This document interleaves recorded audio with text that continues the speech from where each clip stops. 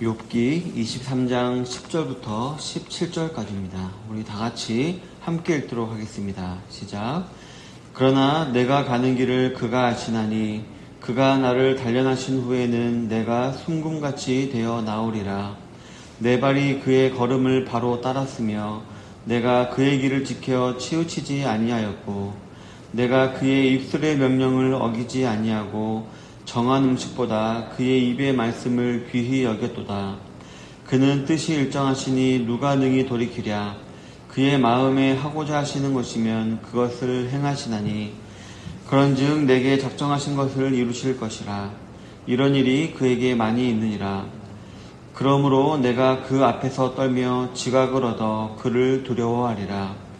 하나님이 나의 마음을 약하게 하시며 전능자가 나를 두렵게 하셨나니 이는 내가 두려워하는 것이 어둠 때문이나 흑암이 내 얼굴을 가렸기 때문이 아니로다. 아멘. 오늘은 본문을 중심으로 해서 나를 단련하시는 하나님, 나를 단련하시는 하나님이라는 제목으로 하나님 말씀을 나누기를 원합니다. 우리 성도들은 순경이든지 역경이든지 항상 하나님을 경외하기를 힘쓰며 또 성결한 생활에 최선을 다하며 이러한 삶을 사는 것을 포기하지 않아야 합니다. 오늘은 우리 믿음 생활 가운데 자주자주 다가오는 고난을 어떻게 받아들여야 하는지에 대해서 한번 알아보기를 원합니다. 성도 여러분, 오늘 본문은 엘리바스의 변론에 대한 욥의 답변을 다루는 두 번째 부분입니다. 본문에서 욥은 하나님께 나아가고자 하는 갈망을 이렇게 드러내고 있습니다. 하지만 자신의 부르짖음에 침묵하시는 듯한 하나님을 보며 두려움으로 인한 탄식을 하고 있기도 합니다. 그러나 그러함에도 그는 자신의 모든 행위를 다 아시는 하나님이시기 때문에 분명 하나님께서는 응답하실 것이고 분명히 자기가 알지 못하는 섭리가 있을 것이다 라는 것을 확실히 믿었습니다. 그리고 그로 인한 고백을 오늘 본문에서 하고 있는 것입니다. 이러한 욥의 신앙 고백을 알아보면서 우리 성도들에게 다가오는 고난에 올바르게 대처하는 자세를 교훈받기를 원합니다. 우리에게 고난이 다가올 때 첫 번째로 우리는 고난을 연단으로 받아들일 수 있어야 합니다. 본문 10절에 보면 그러나 내가 가는 길을 그가 아시다니 그가 나를 단련하신 후에는 내가 순금같이 되어 나오리라 라고 했습니다. 오늘 읽지 않았지만 23장 1절부터 9절에 보면 욥의 그 번민이 기록이 되어 있습니다. 고난을 대하는 자신의 복잡한 마음, 동시에 하나님께 나아가고자 하는 마음, 그리고 자신의 결백을 증명하려고 하는 마음. 그러나 어디를 가도 만날 수 없는 하나님으로 인해 거의 정신적인 공황 상태에 빠진 듯한 그의 심리 상태가 1절부터 9절까지 기록이 되어 있는 것입니다. 하지만 그 가운데서도 그는 결국 오늘 방금 읽었던 본문에서와 같은 멋진 신앙 고백을 하게 됩니다.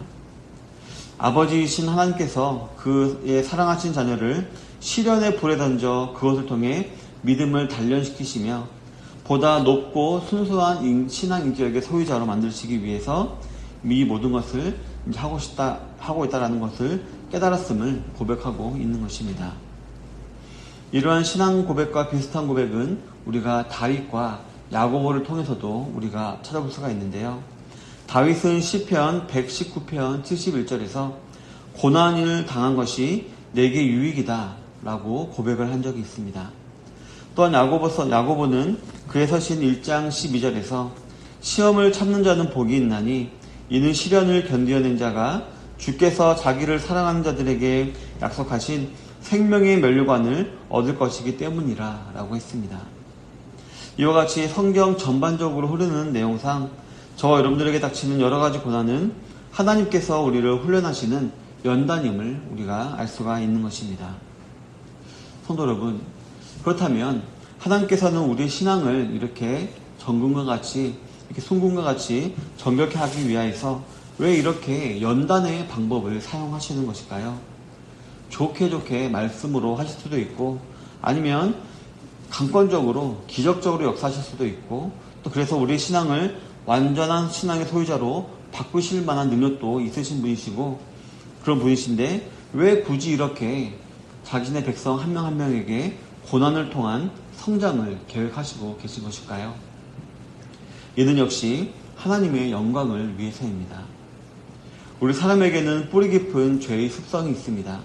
그렇기 때문에 좋은 말로 하면 하나님을 우습게 여길 가능성이 있고, 또 하나님께서 강권적이며 기적적으로 역사하면 우리가 가만히 있어도 어차피 하나님이 하시는구나 라는 마음으로 우리가 게을러질 가능성이 있는 것입니다.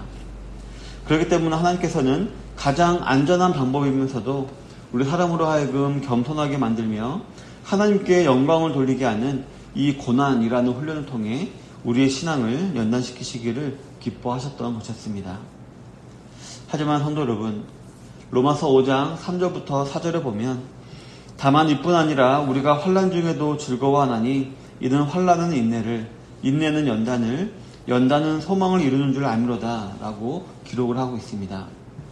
따라서 이러한 성도의 고난은 하나님의 영광을 이루는 것이기도 하지만 역시나 그 직접적인 유익은 바로 저와 여러분들이 얻게 되는 것입니다. 즉 이러한 고난을 통해 우리는 결국 참 소망, 즉 영원한 천국에서의 영원한 복락을 누리는 삶을 이루기 위한 귀한 도구가 되는 것입니다. 영원히 썩지 아니할 천국의 생명의 면류관을 바라보면서 다가오는 고난을 올바르게 대처하시며 잘 연단받고 넉넉히 이겨나가시는 모든 성도님들이 다 되시기를 바라겠습니다. 우리에게 고난이 다가올 때 두 번째로 우리는 말씀으로 이 고난을 이겨나갈 수 있어야 합니다. 본문 12절에 보면 내가 그의 입술의 명령을 어기지 아니하고 정한 음식보다 그의 입의 말씀을 귀히 여겼도다 라고 기록을 하고 있습니다. 오늘 본문을 보면 욥은 정말 인간이 당할 수 있는 가장 극심한 고난을 당할 때에도 하나님의 말씀을 귀히 여겼다라고 고백을 하고 있습니다. 본문을 보면 욥은 하나님의 말씀을 정한 음식보다 귀하게 여겼다라고 말하고 있는데요. 이 정한 음식이란 깨끗한 음식 혹은 거룩한 구별된 음식 이런 뜻을 말하는 것이 아니라 일용할 양식을 말합니다. 즉 우리 사람이 살아가기 위해서 기본적으로 필요한 음식, 그런 기본적인 양식보다 하나님의 입에서 나오는 말씀을 더 귀히 여겼다라고 말하고 있는 것입니다. 어찌 보면 이 말에는 욥의 단호한 결의가 엿보이는 것 같기도 합니다. 자신의 생명과 같은 음식, 또한 삶의 여유를 주고 기쁨과 행복을 주는 음식보다 하나님 말씀을 더 사랑하고 소중하게 생각했다라고 볼 수가 있는 것입니다. 그런데 이는 욥의 평소 행실이었다라고 우리가 알 수가 있는데요. 바로 욥기 1장 5절에 보면 욥의 행위가 항상 이러하였더라라고 했듯이 그는 평소부터 하나님 입에서 나오는 말씀을 지키기 위해서 그 무엇보다도 이 말씀을 귀하게 여기는 삶을 살고 있었던 것이었습니다. 그렇기 때문에 고난이 다가왔을 때 잠시 혼란스러워하긴 했어도 바로 말씀으로 돌아와 이 모든 문제들의 본질을 파악하고 주의 말씀으로 돌아가려고 했던 것이었습니다. 당장 자신의 주림배를 채우는 것보다 먼저 하나님의 말씀으로 인해 영적인 주림을 채워야지만 이런 고난에서 궁극적으로 벗어날 수 있고 승리할 수 있게 됨을 욥은 알고 있었던 것이었습니다. 성도 여러분, 저와 여러분들은 어떻습니까? 승리의 삶을 위해 매일 일정한 음식을 먹으며 굶주린 배를 채우는 것만큼이나 매일 일정한 분량의 말씀을 먹으면서 우리의 영혼의 주림을 채우고 계십니까? 저 여러분들은 순경의 때를 지나가고 있다라고 여겨지는 지금부터 말씀으로 인도함을 받아 영혼의 주림을 채우기 위한 훈련을 해야 합니다. 어떻게든 되겠지, 때가 되면 알게 되겠지라고 우리가 안일한 마음을 가져서는 안 됩니다. 왜냐하면 우리가 이렇게 순경의 때에 이런 훈련을 해놓지 않으면 역경의 때에는 익숙하지 않기 때문에 말씀을 통해 하나님의 인도를 받아야 한다는 사실을 기억조차 하지 못하게 되기 때문입니다. 우리 예수님께서도 사람이 떡으로만 살 것이 아니요 하나님의 입에서 나오는 모든 말씀으로 살 것이라 라고 말씀하셨었습니다. 고난으로부터 넉넉히 이겨나아가시기 위해서 하나님 말씀을 가슴 깊이 새기는 훈련을 지금부터 하게 되시는 모든 성도님들이 되시기를 바라겠습니다. 세 번째로 우리에게 고난이 다가올 때는 우리는 하나님을 두려워하며 하나님을 의지해야 합니다. 본문 13절에 보면 그는 뜻이 일정하시나니 누가 능히 돌이키랴 그의 마음에 하시고자 하시는 것이면 그것을 행하시나니 라고 기록을 하고 있습니다. 욥은 자신이 겪고 있는 고난이 인간의 힘으로는 어떻게 할 수 없는 불가합리적인 것임을 라고 고백을 하고 있습니다. 하나님의 뜻과 계획, 그로 말미암아 일어나는 모든 일을 한낱 인간이 막을 수는 없는 것입니다. 그렇기 때문에 이어지는 본문 14절부터 16절을 보면 그런즉 내게 작정하신 것을 이루실 것이라 이런 일이 그에게 많이 있느니라. 그러므로 내가 그 앞에서 떨며 지각을 얻어 그를 두려워하리라. 하나님이 나의 마음을 약하게 하시며 전능자가 나를 두렵게 하셨나니 라고 고백을 하고 있습니다. 하나님께서는 우리를 향한 자신의 계획을 모두 다 실행하실 것이며 이런 일들은 앞으로도 많이 있을 것이다 라고 말씀하십니다. 그리고 하나님께서는 그때마다 저와 여러분들이 다른 잡신을 의지하거나 다른 사람을 의지하거나 자기 힘을 의지하거나 하지 않게 하시는 올바른 지각을 가질 수 있게 하기 위해서 그때마다 거룩한 두려움을 가지게 하시는 것입니다. 그렇다면 하나님께서 우리에게 주시는 거룩한 두려움이란 무엇을 말하는 것일까요? 우리가 하나님의 사랑으로부터 떨어져서 지옥에 갈 수도 있다라는 두려움일까요? 그렇지 않습니다. 본문 17절에 보면 이는 내가 두려워하는 것이 어둠 때문이나 흑암이 내 얼굴을 가렸기 때문이 아니로다 라고 기록하고 있듯이 욥은 자신에게 있는 하나님을 향한 두려움이 절대로 어둠이나 흑암, 즉 지옥과 관련된 것은 아니라고 밝히고 있는 것입니다.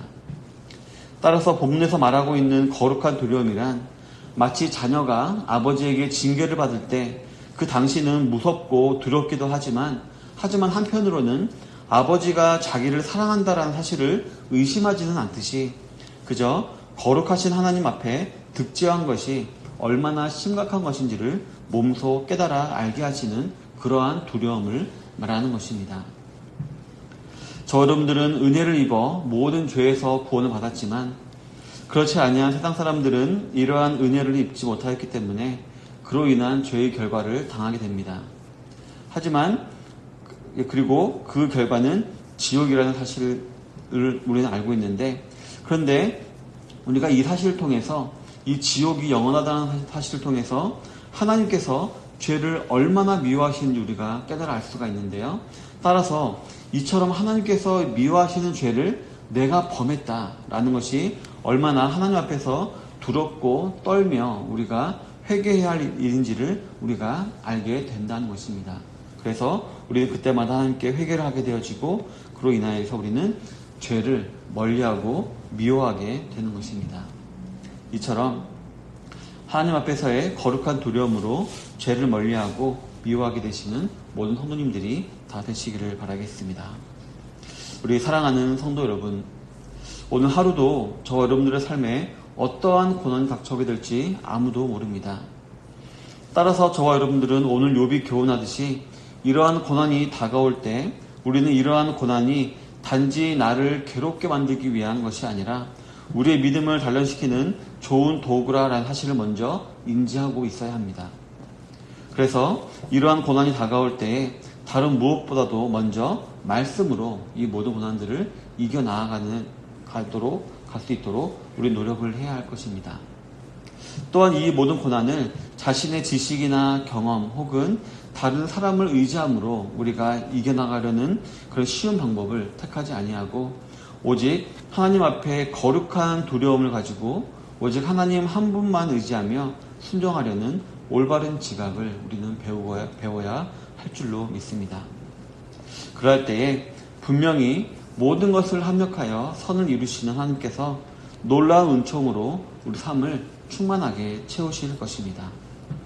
오늘 하루도 이런 사실을 잘 기억하여서 오직 하나님 한 분만 의지하며 말씀 따라 살아가심으로 말미암아 하나님께서 오늘 하루 우리 성도님들에게 부어주시고자 하시는 모든 은혜와 복을 충만히 누리며 살아가시는 우리 좋은 시작교회 성도님들 되시기를 주님의 이름으로 축원합니다. 아멘.